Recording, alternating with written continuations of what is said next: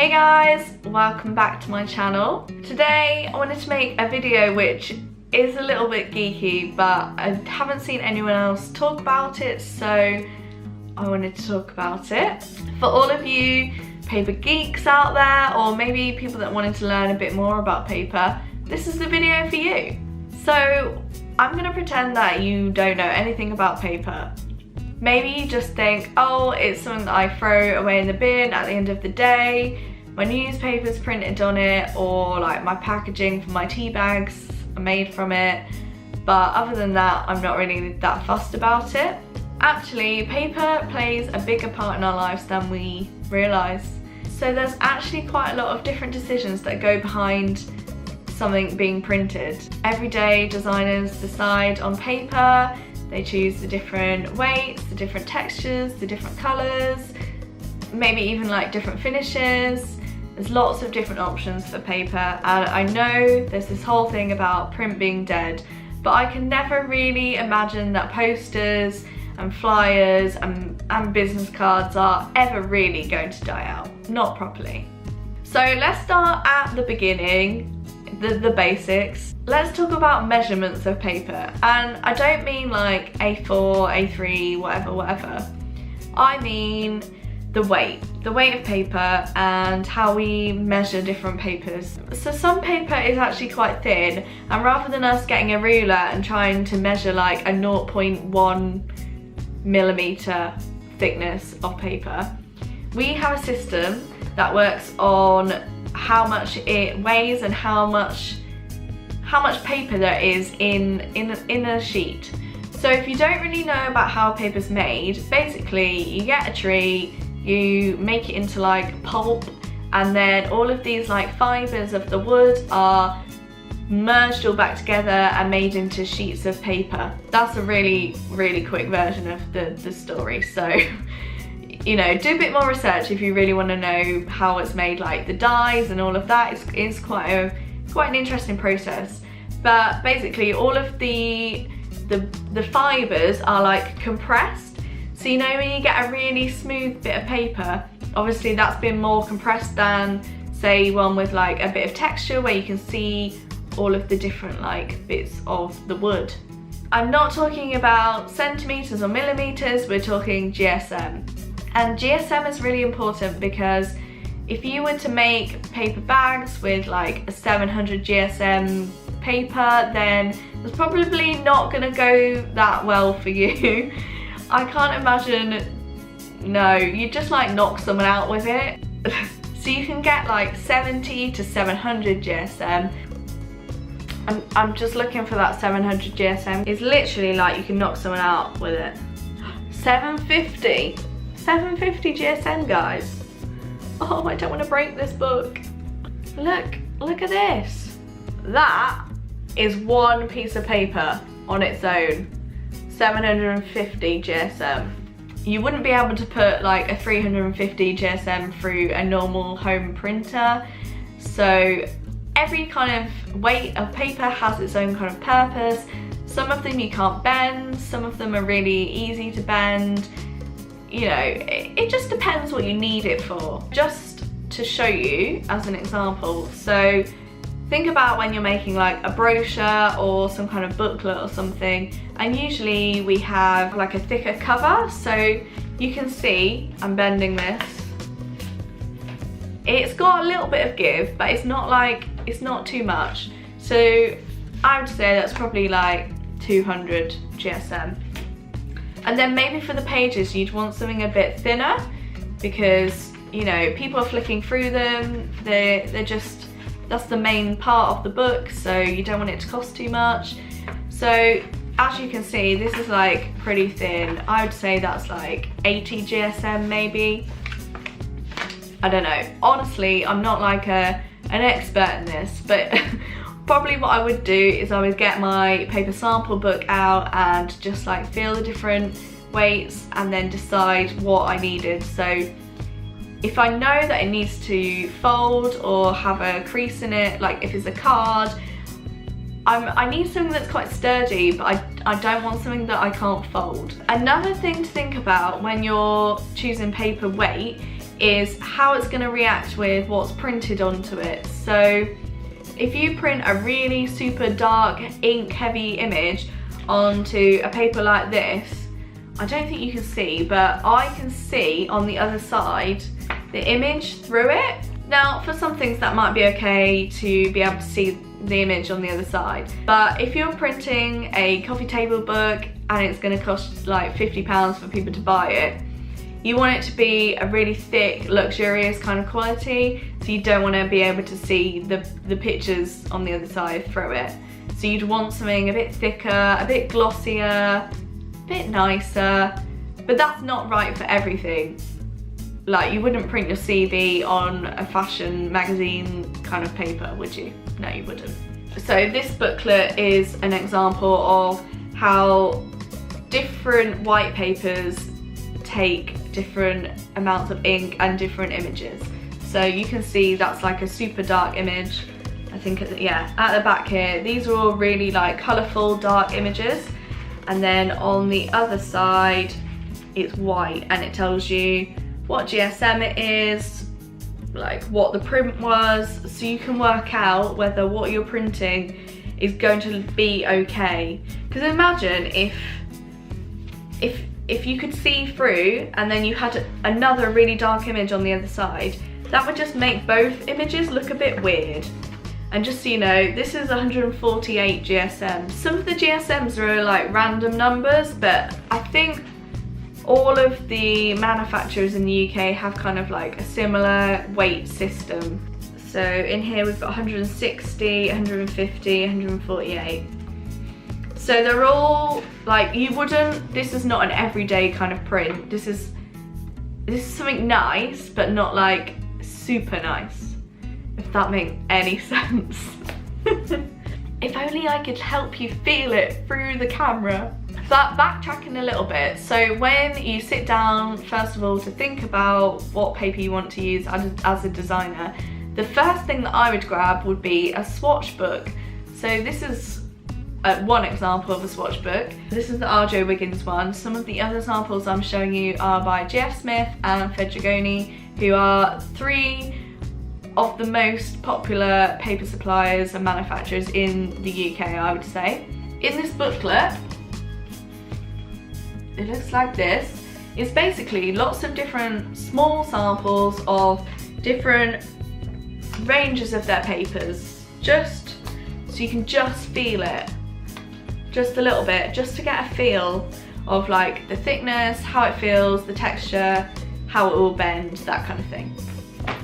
So you might have something like that, or, oh, this is so heavy. You might have something like this. Now, this is a brick, and when I picked this up, I was a bit like, do I need to take this home?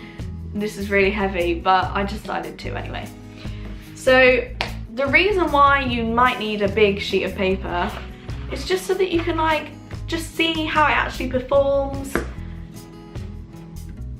see the full colour, see the full effect, and imagine what you're printing onto it basically, and you know, for what it will be used for. So yeah, this is the Arjo Wiggins one, and then I also have the G.F. Smith one just behind me over here, this one, and these things are like super heavy. If you hit someone over the head with them, you could probably knock them out, which I probably shouldn't say that, but obviously you're not going to do that. This is like a designer's baby. You guard this with your life. Other than being like just nice to look at because it's a rainbow of paper, they're really helpful. So I guess after talking about how you choose paper on thickness, the next thing to discuss is the textures of paper. So there's not just one super smooth feel to paper, because like I said earlier, when they are condensing all of the fibers, sometimes it's nice to have some kind of texture to it. You know, paper is all about the experience, how it feels, and texture is definitely a big part to play in that. So for example, this is a small swatch book of some, well, it's kind of like embossing that you can have on papers. So you can't really tell from there, but I will zoom in. But so you can get all different kinds of ones like lines, and swirls and more lines. Really subtle patterns. You can get just like, this is called a dapple. I don't know if you can imagine what that looks like. And you can also get ones that feel like cement and wood and what else? Linen and leather. So yeah, it's just something a little bit extra, just something a bit nicer. And sometimes you just don't want a super smooth bit of paper because it can look a bit cheap. So this is another kind of booklet that's got loads of different textures in. I always forget how bright that is. So this one here, the camera's gonna go crazy at this. Yeah, the camera doesn't want to focus on me because this is just too bright. But basically, this has got like a small honeycomb texture on it with glitter. There's glitter in this paper. It's not like preschool in your face. It's like very subtle. It's very cool. This one is, it's very smooth. As you can see, it's like metallic, but it's kind of like linen-y in a weird way.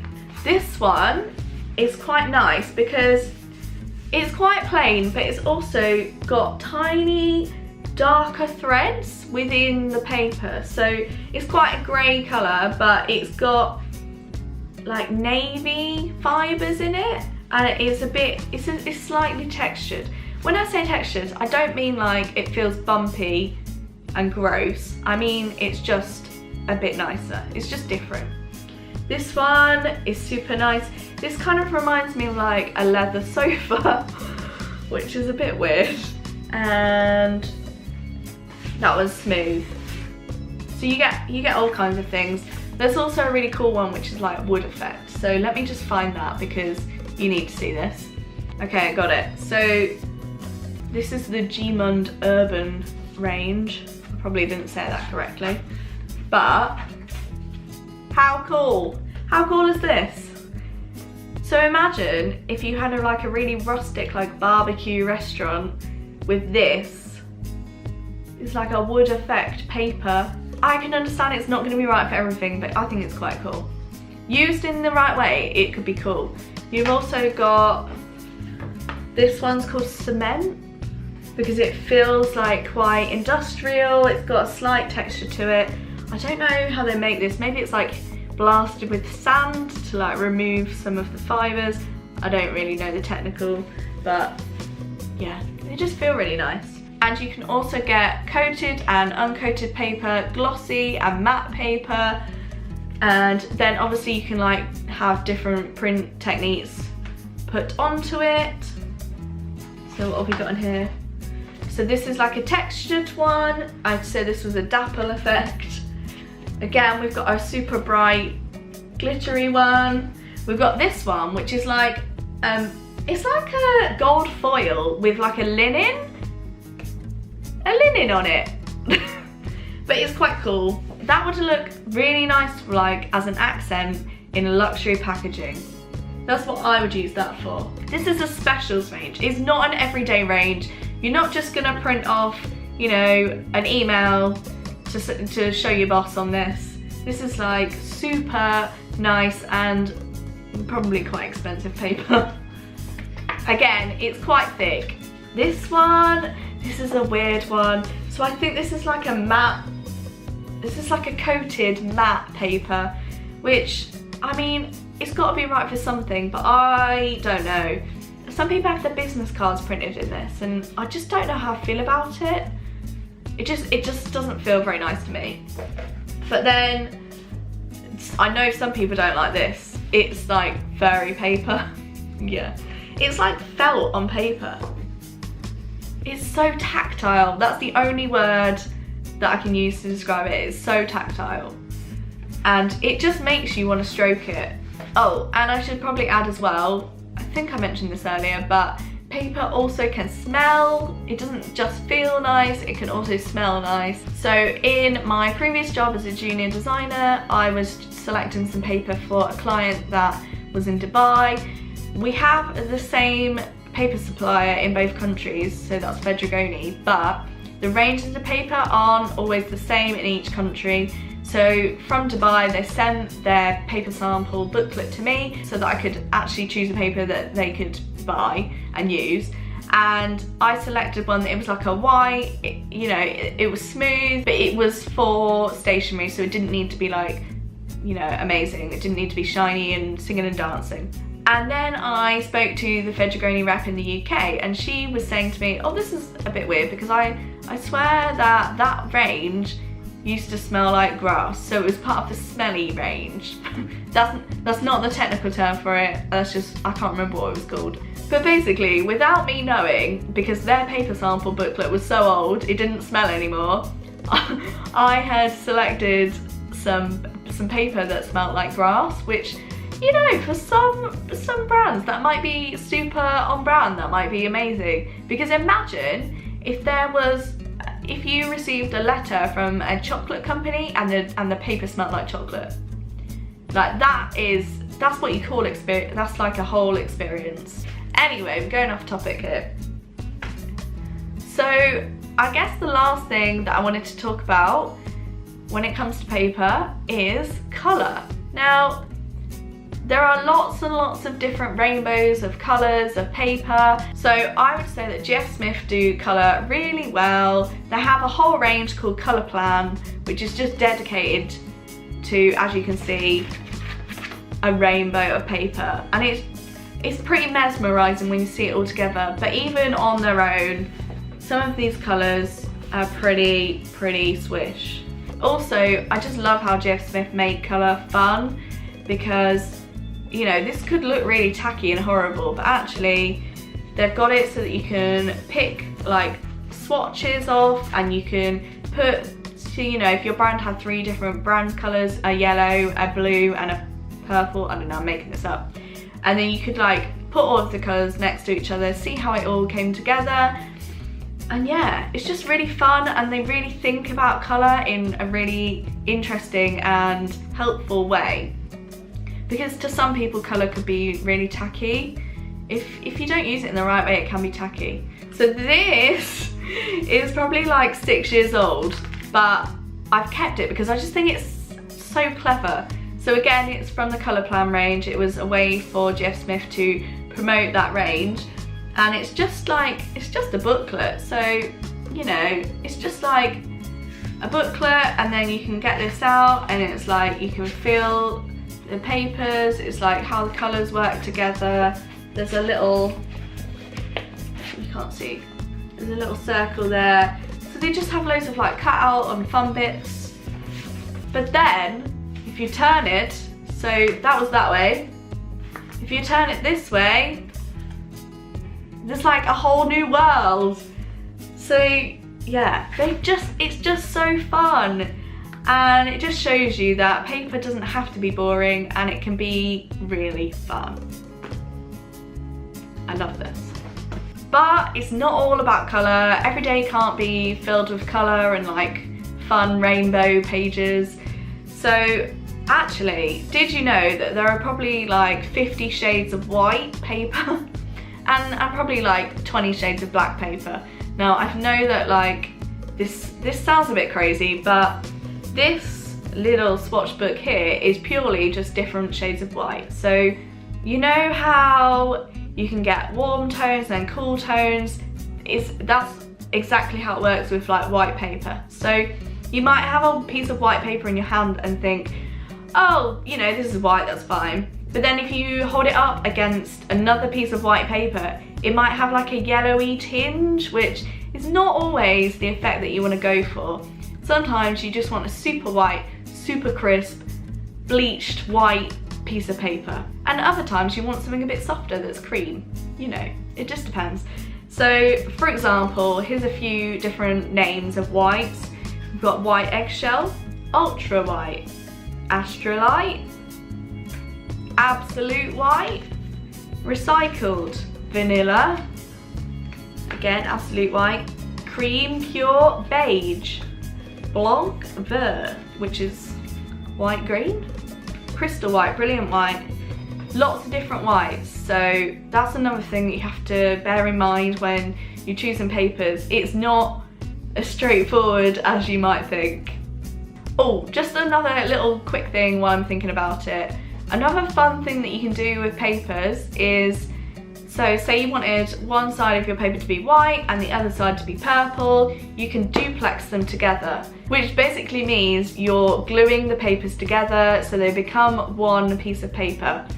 Now this is an effect which could actually look really cool for like business cards or invites, where you can have like a colour reveal, or you have maybe 3 pieces of paper or card glued together, so 2 blue ones on the outside and a yellow on the inside, and it just has a really nice little edge. Paper geek, I don't even care. It just looks so pretty. Anyway, so I think that's everything that I'm gonna share today. I hope you found that interesting. I loved it. Don't know if you could tell, but I just love talking about paper. There's just so much that you can do with it that people don't think about, so you just have to be clever, basically. But yeah, thanks for watching, and if you've got any questions, let me know below. I'm not a paper expert, I'm not a paper consultant, because that is a real job, guys, but I did my best. But yeah, I hope you enjoyed it, and if you want me to make any other videos on design related things, also don't forget to subscribe if you're new here, and I will see you in my next video. Bye guys!